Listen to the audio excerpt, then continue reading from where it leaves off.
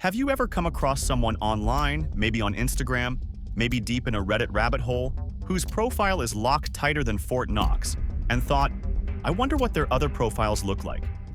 Or maybe you're just the curious type, trying to level up your OSINT skills.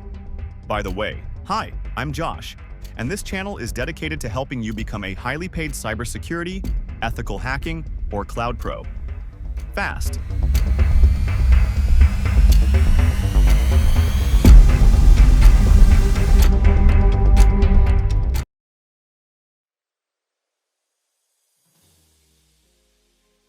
If you're stopping by the channel for the first time, please consider subscribing to my channel, and while you're at it, smash that like button for me.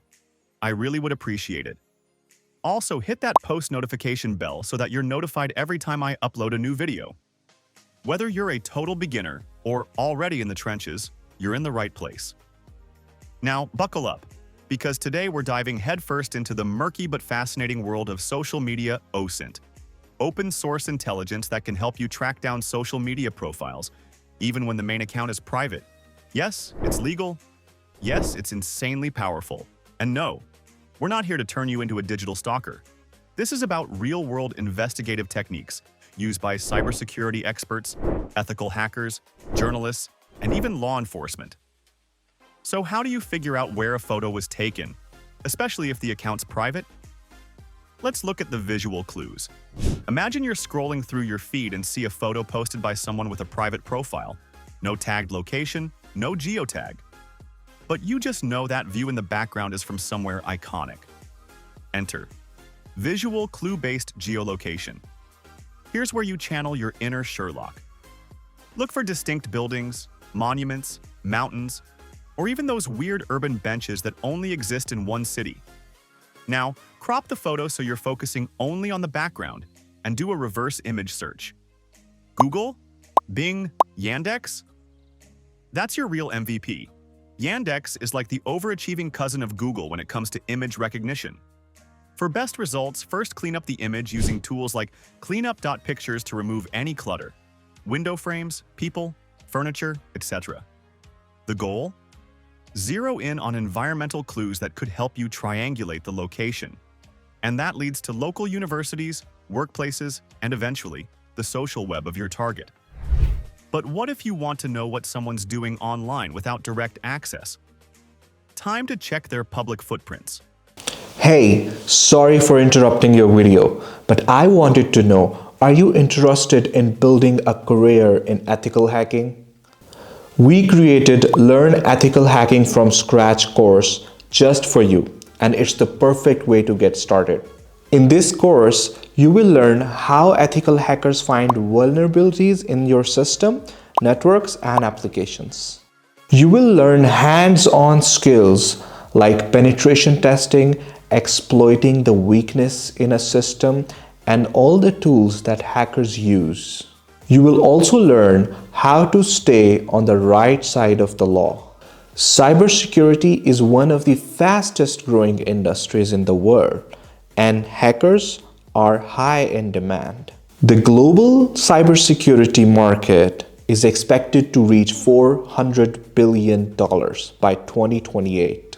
There's never been a better time for you to jump in. Ethical hackers earn from $90,000 to $120,000 annually. Experts in this field make even more. So are you ready to kickstart your journey into ethical hacking? This course is your key to mastering hacking. We have placed the link to this course in the description. Enroll today and get started on a lucrative career path. Now back to the video. Now that you've got a location or context, let's dig deeper.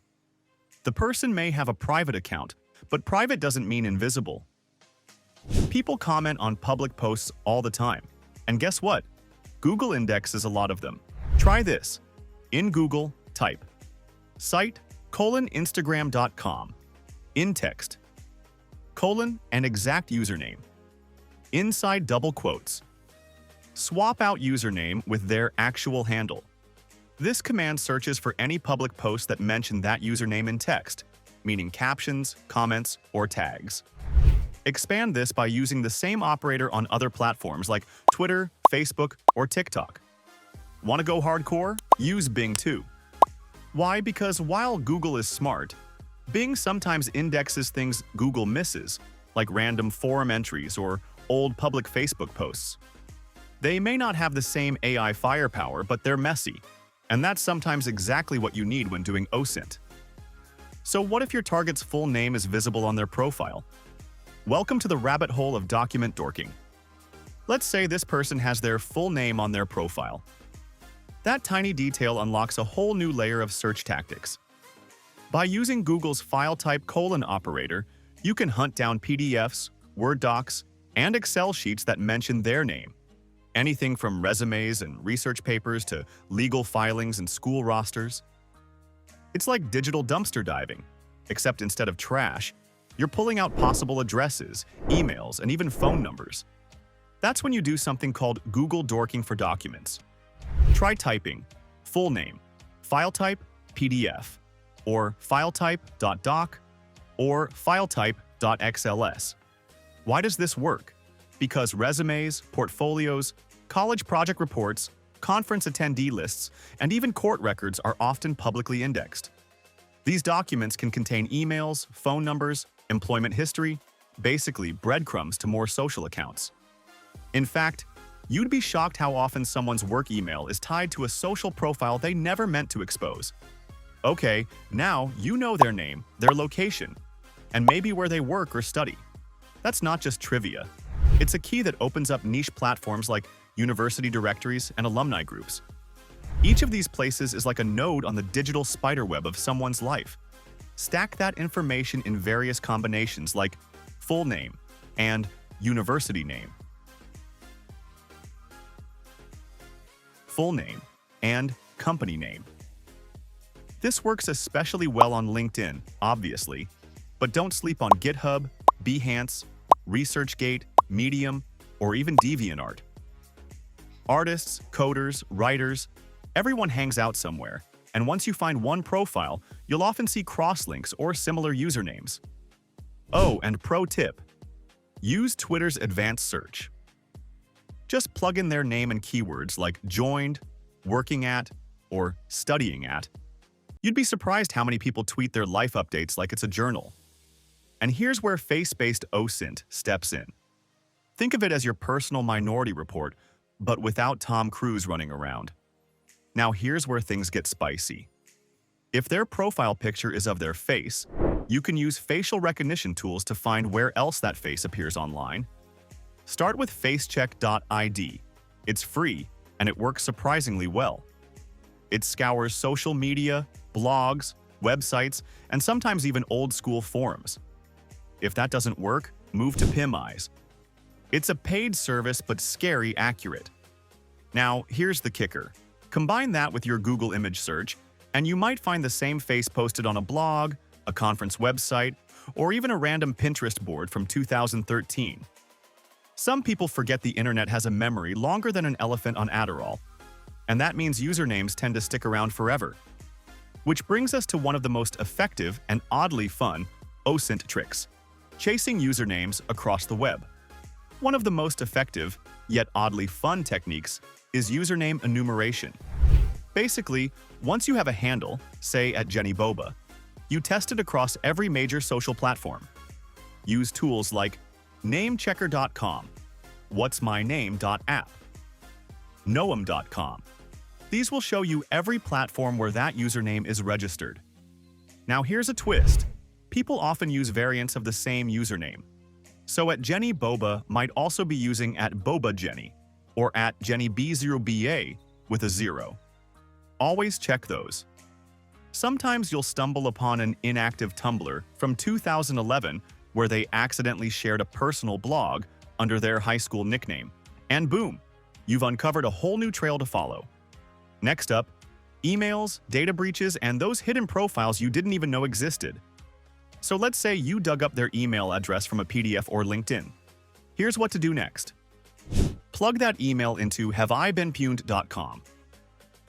Not only will it tell you if their info has been in a data breach, but it might reveal old usernames. Use epios.com or dhashed.com, if you have access, to reverse search that email across platforms. Try logging into random platforms without actually completing it, just to see if the account exists using forgot password flows. You'd be shocked how often people use the same email for everything, and those platforms help reveal old, forgotten profiles that can fill in the gaps in your investigation. And here's your OSINT Swiss Army knife. Inteltechniques.com.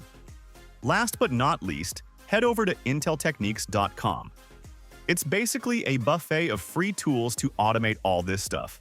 They've got user lookup tools, geolocation tools, metadata scrapers, and more. The best part? It's maintained by professionals who literally teach this to law enforcement agencies. If you're serious about OSINT, bookmark this site. It's like the Batcave for digital investigators. So there you have it. A deep dive into the world of social media OSINT. From a blurry Instagram photo to a full digital dossier, you now know how to connect the dots, find hidden profiles, and follow the data trail ethically and legally. OSINT isn't just a hacker's toy. It's a critical skill for cybersecurity analysts, journalists, recruiters, private investigators, and anyone who wants to better understand the massive digital footprints we all leave behind. If you found this video helpful, drop a like, hit subscribe, and let me know in the comments what OSINT topic you'd like me to tackle next. And hey, if you're that one friend who always says, "Bro, how did you find this person online?" Feel free to send them this video and bask in your digital detective glory. Until next time, stay curious, stay ethical, and remember, the internet never forgets.